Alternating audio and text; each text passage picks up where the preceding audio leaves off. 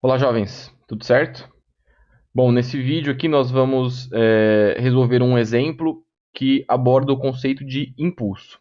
É um exercício que está no livro do Halliday, lá da 10ª edição do livro de mecânica, né, Física 1, e é o exercício 37, e ele também está na nossa lista, tá? Então, apesar de ser um exercício relativamente simples, ele é bem importante aí para a gente fixar o aprendizado da definição e dos conceitos relacionados com o impulso e suas relações com o momento linear e, enfim, assuntos do tema. Mas vamos ao enunciado então. Ele diz assim: um jogador de futebol chuta uma bola com massa de 0,45 kg, que se encontra em repouso. O pé do jogador fica em contato com a bola por 3 vezes 10 a menos 3 segundos, ou seja, 3 milissegundos aqui. E a força do chute é dada por essa função, uma função f de t, onde a função é 6 vezes 10 a sexta vezes tempo, menos 2 vezes 10 a nona, tempo ao quadrado, e dado em Newton já para um intervalo aí onde t está contido entre 0 e 3 a 10 a 23 segundos. Ele diz lá, né, que t então está em segundos. Ou seja, todo o nosso exercício está no Sistema Internacional de Medidas. Então não vamos nos preocupar a princípio com conversões de unidades. E ele diz assim: determine o módulo. Letra A, do impulso sobre a bola devido ao chute. Letra B, da força média do pé do jogador sobre a bola durante o contato. C, da força máxima exercida pelo pé do jogador sobre a bola durante o contato. E D, da velocidade da bola imediatamente após perder contato com o pé do jogador. Então vamos lá. Letra A primeiro aí, vamos resolver essa questão. Ele está perguntando o impulso médio, né? O impulso médio não, desculpa. O impulso sobre a bola devido ao chute. E a gente lembra lá, pela definição de impulso, que para nós calcularmos o impulso, basta fazer a integral aí da função da força vezes o tempo, né? Integral da força no tempo. Então, se eu fizer essa integral aqui, substituindo a função força nessa integral, nós vemos que a gente tem uma função que depende do tempo integrada no tempo. Então basta eu fazer essa integração aqui para calcular o impulso. Obviamente que a integral de uma soma, né, ou de uma subtração é igual à subtração das integrais. Então basta eu fazer essas integrações de um polinômio aqui de cada um dos termos. Então a primeira integral aqui, o primeiro termo, como eu tenho t elevado a 1, 6 vezes 10 a sexta, que é uma constante. Então ela sai da integração, vai ter apenas a integração do tempo em dt. Então t elevado a 1 vai sobrar aqui pelo princípio de integração, ou pela regrinha de integração de polinômios que a gente já conhece, vai aparecer o expoente mais 1, né? Então era 1 mais 1, então ficou t elevado a 2, dividido por n mais 1, onde n é o expoente, então dividido por 2 também. E isso aplicado nos limites aí de 0 até um tempo t estabelecido. Menos a segunda integração. Mesma coisa, 2 vezes 10 a nona é uma constante, ela sai da integração, vai sobrar t ao quadrado dt. Então, na hora que eu integro t ao quadrado, aparece t ao cubo, né, que seria o expoente n mais 1, então t ao cubo, dividido por n mais 1, que é 2 mais 1. Então, dividido por 3 também, aplicado nos limites t menos t0.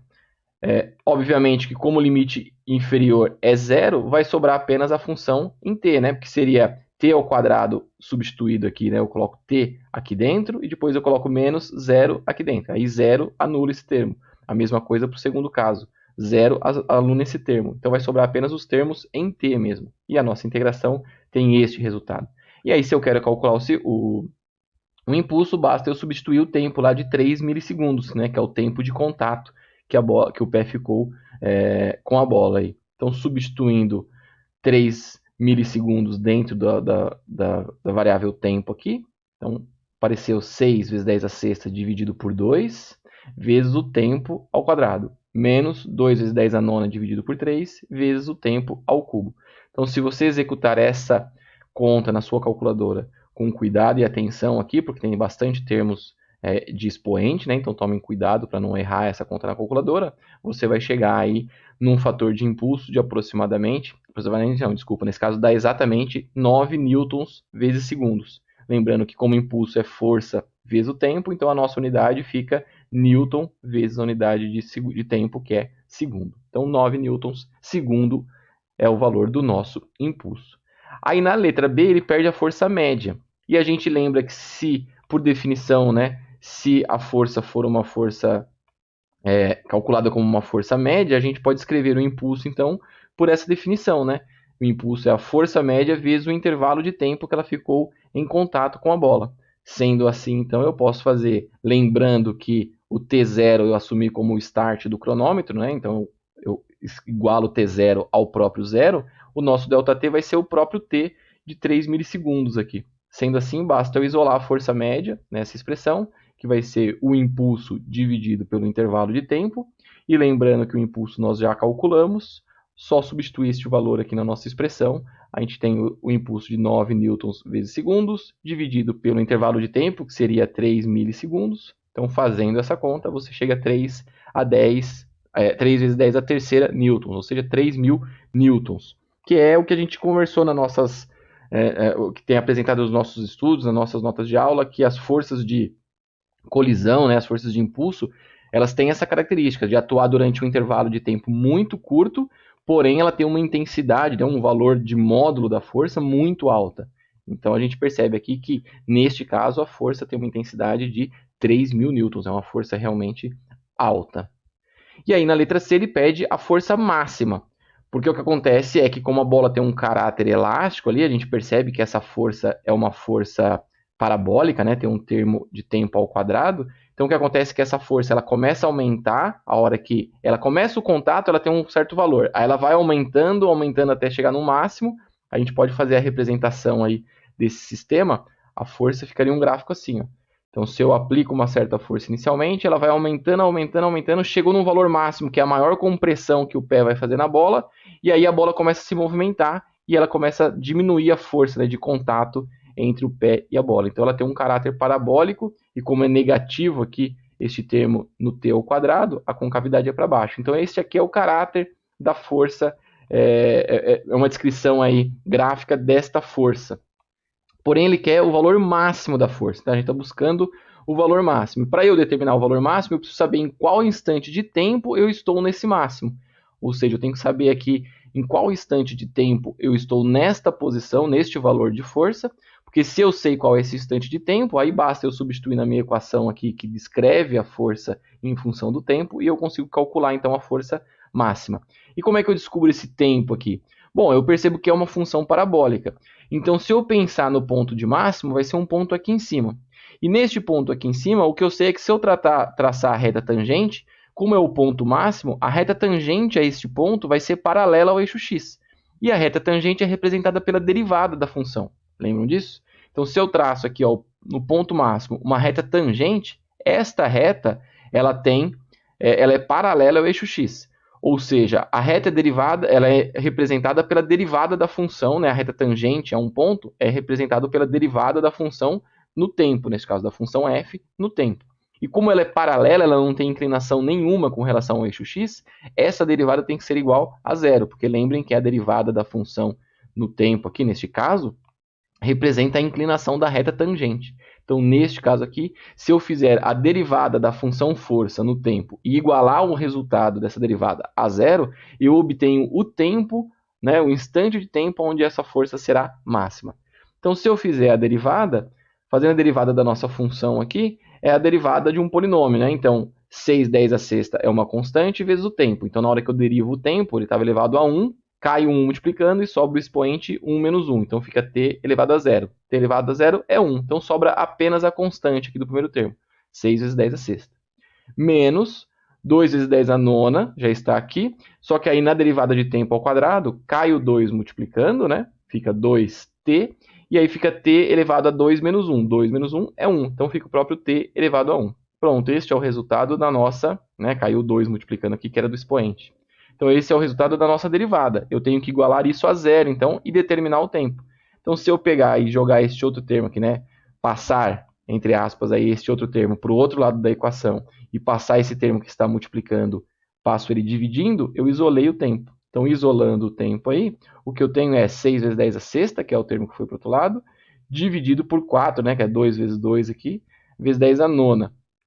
Fazendo essa conta, eu percebo, eu obtenho um valor aí de tempo de aproximadamente 1,510 a menos 3 segundos, ou seja, 1,5 milissegundos. Então, este tempo aqui é o exato momento onde a força está no seu valor máximo. Então, o que eu preciso fazer agora para calcular o valor da força? Basta substituir este valor aqui na nossa função força em função do tempo. Então, no lugar do tempo, eu vou substituir por 1,5 milissegundos. Fazendo essa substituição, a gente chega nessa expressão aqui, ó. 6 vezes 10 a sexta vezes 1,5, 10 a menos 3. Estou jogando aqui, ó, nessa função aqui. Menos 2 vezes 10 a nona vezes 1,5, 10 a menos 3, elevado ao quadrado, porque era tempo ao quadrado aqui. Então, se você fizer novamente essa conta na sua calculadora com bastante cuidado, você deve chegar num valor aí de aproximadamente 4,5, 10 a 3 newtons, ou seja, 4.500 newtons. Este é o valor máximo. E perceba que como a força é uma força variável durante todo o contato do pé com a bola, o valor máximo é maior do que o valor médio, né? O valor médio fica um pouco abaixo porque você está considerando valores menores também para calcular a média. Então, o nosso resultado está bem coerente. E aí, na letra D, a gente vai lá para o caso da onde ele pede a velocidade da bola imediatamente após perder o contato, né? Então, logo após o impulso, o impacto. A gente lembra também que, por definição de impulso, ele representa a variação do momento linear. Ou seja, ele é igual aí a massa vezes a velocidade após o chute, menos massa vezes a velocidade da bola logo antes do chute. Então, a gente tem aqui os dois instantes, imediatamente após e imediatamente antes. Só que ele diz que antes a bola estava em repouso, né? A bola encontrava-se em repouso, então a velocidade inicial dela é zero. Este termo aqui se anula.